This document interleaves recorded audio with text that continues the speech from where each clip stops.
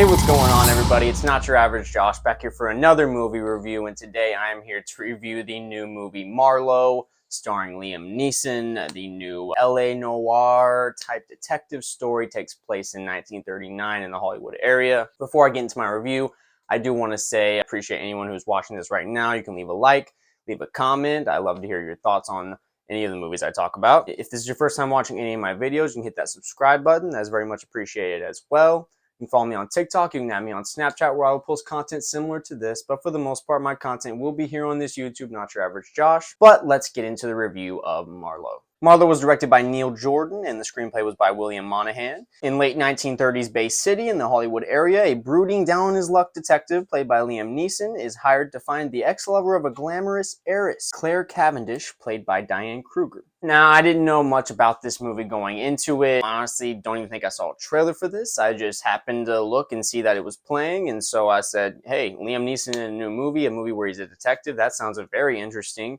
Always love seeing Liam Neeson, whether he's in a good movie or a bad movie, it's always just fun to see Liam Neeson in whatever role he plays. And I will say right off the bat that this movie was okay. Definitely more on the positive side with it, but I definitely do have my negatives throughout this movie that do pop up every now and then. Overall, like I said, though, it's a mostly positive review here. Starting off with just the performances I will go into. Liam Neeson, as I already mentioned, he is very good in this role. It did take me, I'd say, about 15-20 minutes to really get into his character, and I'd say even the overall movie as a whole. Some of the dialogue, some of the writing was a little clunky in the beginning, and it really just gets you right into the story here. I would have probably liked to have maybe 5 to 10 minutes of just being with the character Liam Neeson at first, because he's really the main person that we're following as this investigation is going down. It would have been nice to, sit with this character a little more, but I do understand they wanted to get right into the story. And for that, like I said, just the first like 10 to 15 minutes, I was a little trying to really understand everything that's going on. And it was really tough for me to be engaged really at the beginning. But once I was settled into what this story was about, I really did enjoy this movie. And once I was settled in, though, there are a few times throughout the movie there's just a lot of stuff going on. And I think at times that does pull back my overall enjoyment of the movie, especially on a first watch. Future watches, I think this movie will go over more smooth than it did. I just think there was times where there's just a lot going on. They're throwing a lot at you, whether it's exposition or just information you need for what's going on currently in the story. And it did feel at times I'm just getting thrown a lot of information, and it was hard for me to keep track, and I had to think about everything, and I wasn't fully engaged in the scene that was taking place. And so I think with that, the pacing and just, I think, more of breathing room as to what's going on would have been useful. It just feels like, throughout this movie, you're just kind of constantly going from point A to point B to point C to point D. There's no just, reminiscing or sitting back on stuff that we've already learned. It just feels like that you're supposed to accept what's going on and then just move forward and go into the next thing. And while, that can be a fun pace, it would have just been a lot better if the characters had been fleshed out more in certain scenes, and then just the storyline had been just sit with it for a few minutes. Sometimes in movies, certain directors, they don't like to sit on certain moments and just, again, let it breathe. And I feel like this movie definitely could have benefited from that. Diane Kruger in here as well. She's all right. Her screen time is pretty limited overall, even though she is the main person who gets Liam Neeson's character Marlowe involved in this whole investigation that's going on here. And really, there's no easy way for me to really describe everything that's taking place in this movie with this investigation. It has that classic, detective story where, you'll think one thing is happening, and then, of course, you realize it's flipped on its head, and this is really going on, and you think that this person's involved, but really they're actually the victim. It has all those classic detective story elements that I really did enjoy with this movie.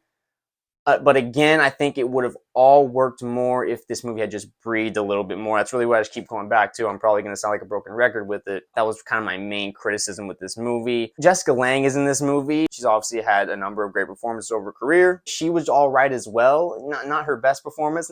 She wasn't necessarily bad or anything.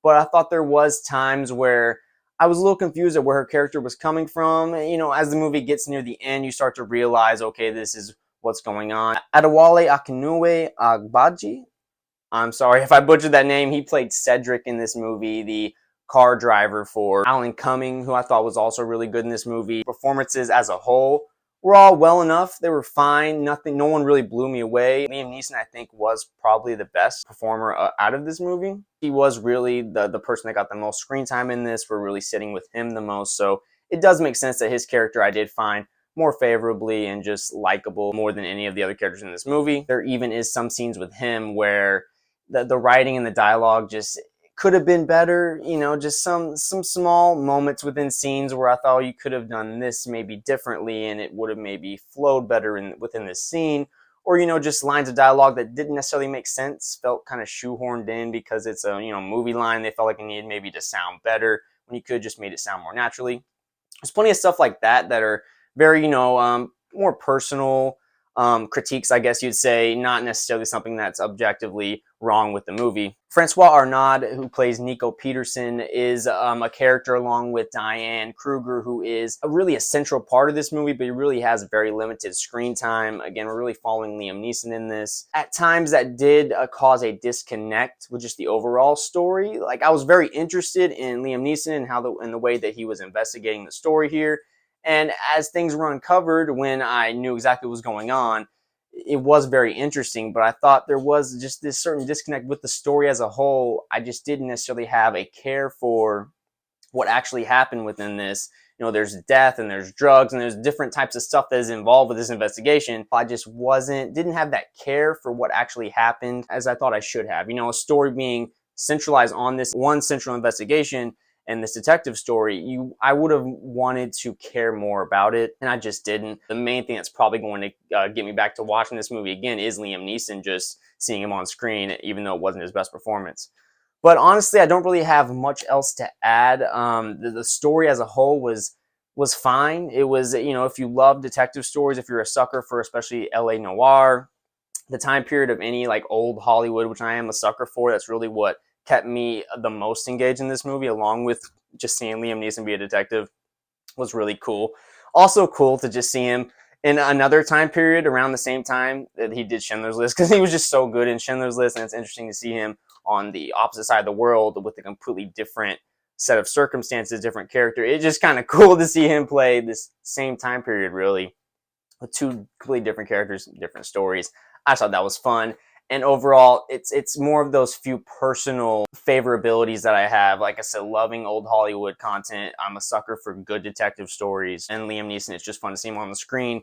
That's what really kept me going with this movie. Other than that, this is really feels like a run-of-the-mill detective story in the end. There was nothing about it that felt different or new or fresh. Nothing that even really stuck in my memory as I left the theater. Obviously, I remember what happened, but there wasn't too much within the story where I felt that, oh, this is a different type of detective story. It just felt rather run-of-the-mill, and that is a little disappointing in the end. But as I said, I did enjoy this movie overall more than I didn't. It is a movie that I'm not sure when I'll get back to, but I have a feeling I will eventually. It has a lot of elements that I think upon rewatch, second and third time of watching it, I think there will be a greater appreciation that I gain from it.